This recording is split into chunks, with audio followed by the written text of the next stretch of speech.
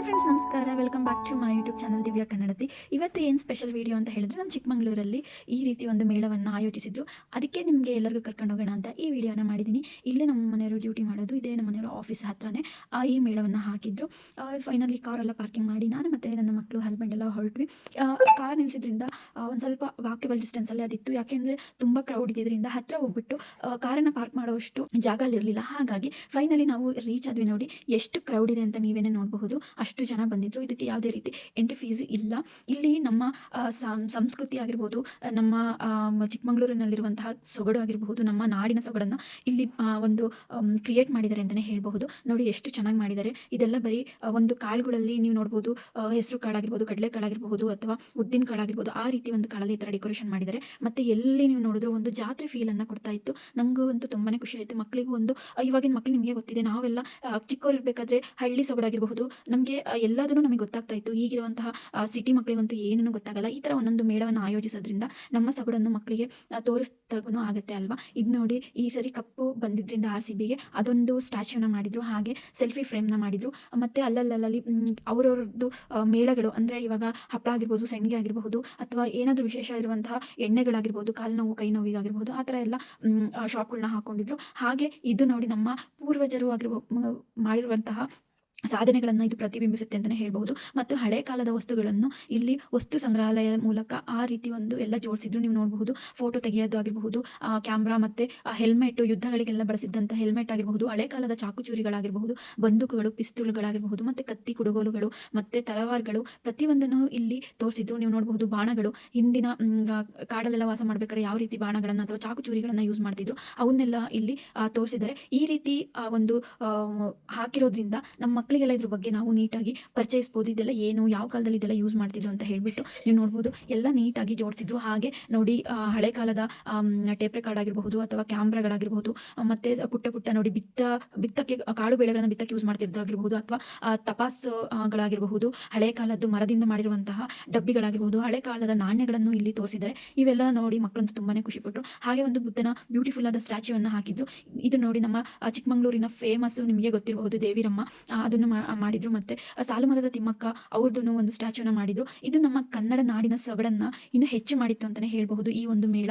ನನಗಂತೂ ತುಂಬಾನೇ ಖುಷಿ ಆಯಿತು. ಇಲ್ಲಿ ಪ್ರತಿಯೊಂದು ಇತ್ತು ನೋಡಿ, ನಮ್ಮ ಕನ್ನಡ ನಾಡು ನೋಡಿ, ನಮ್ಮ ಕನ್ನಡ ಮಾತೆಯನ್ನು ಸಮೇತ ಇಲ್ಲಿ ಇಟ್ಬಿಟ್ಟು ಎಲ್ಲ ಕಾಳು ಬೇಳೆಗಳಿಂದ ಡೆಕೋರೇಷನ್ ಮಾಡಿದ್ದಾರೆ. ನೋಡಿ, ನಮ್ಮ ಕರ್ನಾಟಕವನ್ನು ಯಾವ ರೀತಿ ಬ್ಯೂಟಿಫುಲ್ ಆಗಿ ತೋರಿಸಿದ್ದಾರೆ ಅಂತ ಹೇಳ್ಬಿಟ್ಟು. ಅಲ್ಲಲ್ಲಿ ನೋಡಿ, ಕೈಯಿಂದ ಮಾಡಿರುವಂತಹ ಏನೇಳಿ ಕ್ರಾಫ್ಟ್ಗಳಾಗಿರ್ಬೋದು, ಮತ್ತು ಬಿತ್ತನೆ ಬೀಜಗಳಾಗಿರ್ಬೋದು, ಹೂವು ಗಿಡಗಳಾಗಿರ್ಬೋದು, ಎಲ್ಲವನ್ನು ಇಲ್ಲಿ ಹಾಕಿದ್ರು. ಹಾಗೆ ಸ್ಮೋಕಿಂಗ್ ಮಾಡೋದ್ರಿಂದ ಏನಿದಾಗುತ್ತೆ ಅನ್ನೋದ್ರ ಬಗ್ಗೆನೂ ಒಂದು ಫಲಕವನ್ನು ಹಾಕಿದ್ರು. ನಮ್ಮ ಕನಸಿನ ಸ್ಕೂಲ್ ಆಗಿರ್ಬೋದು, ಒಂದು ಫ್ಯಾಮಿಲಿ ಆಗಿರಬಹುದು, ನೋಡಿ ನಮ್ಮ ಕವಿಗಳನ್ನು ಸಮೇತ ಒಂದು ವಾಟರ್ ಮೆಲನ್ ಮೇಲೆ ಕೆತ್ತನೆಯನ್ನು ಮಾಡಿದ್ದಾರೆ. ತುಂಬಾ ಖುಷಿ ಆಯಿತು ಇದೆಲ್ಲ ನೋಡಿಬಿಟ್ಟು. ನೋಡಿ, ನಮ್ಮ ಗೌರ್ಮೆಂಟ್ ಸ್ಕೂಲ್ಗಳು ಇವಾಗ ಕನಸಿನ ಸ್ಕೂಲ್ಗಳು ಆಗಿದ್ದಾವೆ ಅಂತಲೇ ಹೇಳ್ಬೋದು. ಯಾಕೆಂದರೆ ಈ ಪ್ರೈವೇಟ್ ಸ್ಕೂಲ್ಗಳು ಬಂದಮೇಲೆ ತುಂಬ ಈ ಗೌರ್ಮೆಂಟ್ ಸ್ಕೂಲ್ಗಳು ಮುಚ್ಚೋಗಿದ್ದಾವೆ ಅಂತಲೇ ಹೇಳ್ಬೋದು. ಇದೆಲ್ಲ ನನ್ನ ಚೈಲ್ಡ್ಹುಡ್ಡನ್ನು ನೆನಪು ಮಾಡ್ತೀವಿ. ಯಾಕೆ ಅಂತ ಹೇಳಿದ್ರೆ, ನಾವೆಲ್ಲ ಓದಿರುವಂತಹದ್ದು ಗೌರ್ಮೆಂಟ್ ಸ್ಕೂಲ್ ಆಗಿರೋದ್ರಿಂದ ಒಂದ್ಸರಿ ಅದು ರಿಮೆಂಬರ್ ಆಯಿತು, ಆಗಿನ ಕಾಲ.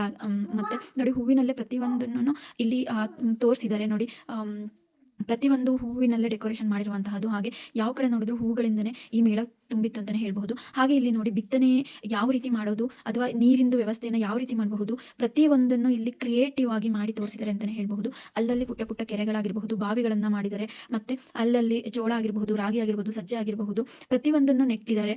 ಯಾವ ರೀತಿ ಅದನ್ನು ಪಾಲನೆ ಪೋಷಣೆ ಮಾಡಬಹುದು ಅನ್ನೋದನ್ನ ತೋರಿಸಿದ್ದಾರೆ. ಹಾಗೆ ನೋಡಿ, ಫಿಶ್ ಇಂದ ಅಕ್ವೇರಿಯಂ ಆಗಿರಬಹುದು. ಇಲ್ಲಿ ನೋಡಿ, ಹಿಪ್ಪು ನೇರಳೆ ಗಿಡ ಯಾವ ರೀತಿ ಇರುತ್ತೆ ಅದನ್ನ ಹಾಕ್ಬಿಟ್ಟು ತೋರಿಸಿದ್ದಾರೆ. ನೋಡಿ, ಇಲ್ಲಿ ಚಿಗುರು ಸಮೇತ ಬಂದಿದೆ. ಹಾಗೆ ಇದೇ ರೀತಿ ಸುಮಾರು ವಿಷಯಗಳನ್ನ ನೀವು ನೋಡಬಹುದು. ಇಲ್ಲಿ ನೋಡಿ,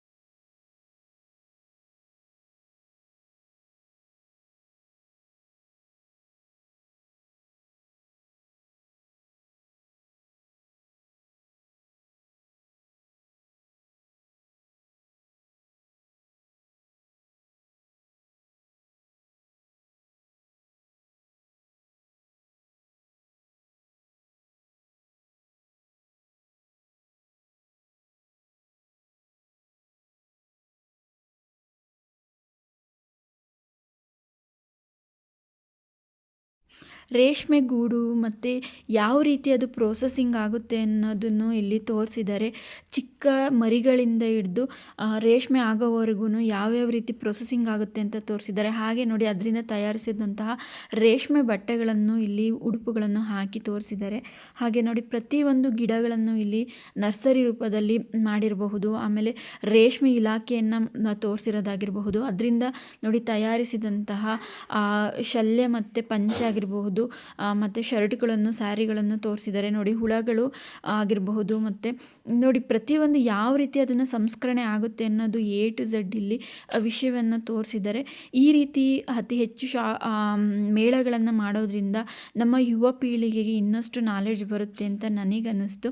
ನೋಡಿ ಯಾವ ಕಡೆ ನೋಡಿದ್ರೂ ಇಲ್ಲಿ ನೋಡಿ ಒಬ್ಬ ರೈತ ನಿಂತಿರುವಂತಹ ಸ್ಟ್ಯಾಚ್ಯೂ ಆಗಿರಬಹುದು, ಒಬ್ಬ ರೈತ ಬೆಳೆಯನ್ನು ಯಾವ ರೀತಿ ಬೆಳಿತಾನೆ ಅನ್ನೋದು ಸ್ಟ್ಯಾಚ್ಯೂಗಳನ್ನು ಇಲ್ಲಿ ಪ್ರತಿಯೊಂದನ್ನು ತೋರಿಸಿದ್ದಾರೆ. ನೋಡಿ ಅಲ್ಲಲ್ಲೇ ಹೂವಿನಿಂದ ಡೆಕೋರೇಷನ್ನ ಮಾಡಿದರು, ಮತ್ತು ತುಂಬ ಜನ ಇಲ್ಲಿ ಬಂದಿದ್ದರು. ಹಾಗೆ ಆಭರಣಗಳನ್ನು ಮತ್ತು ಈ ಥರದ ಪುಟ್ಟ ಪುಟ್ಟ ಗಿಡಗಳ ನರ್ಸರಿ, ಇಂಡೋರ್ ಪ್ಲಾಂಟ್ ಮತ್ತು ಔಟ್ಡೋರ್ ಪ್ಲಾಂಟ್ಸ್ಗಳನ್ನು ಇಲ್ಲಿ ಎಲ್ಲ ಜೋಡಿಸಿದ್ರು, ಮತ್ತು ಇದನ್ನು ಸೇಲ್ಗಳನ್ನು ಮಾಡ್ತಾಯಿದ್ರು. ನಾವು ಚಿಕ್ಕವರಿದ್ದ ನೀವೇ ನೋಡಿರಬಹುದು, ಇವೆಲ್ಲ ನೋಡಬೇಕು ಅಂತ ಹೇಳಿದ್ರೆ ನಾವು ಒಂದು ಜಾತ್ರೆವರೆಗೂ ಕಾಯಬೇಕಾಗಿತ್ತು. ಒಂದು ಜಾತ್ರೆಗೆ ಹೋಗಿಬಿಟ್ಟು ಇವನ್ನೆಲ್ಲ ನಾವು ನೋಡಬೇಕಿತ್ತು.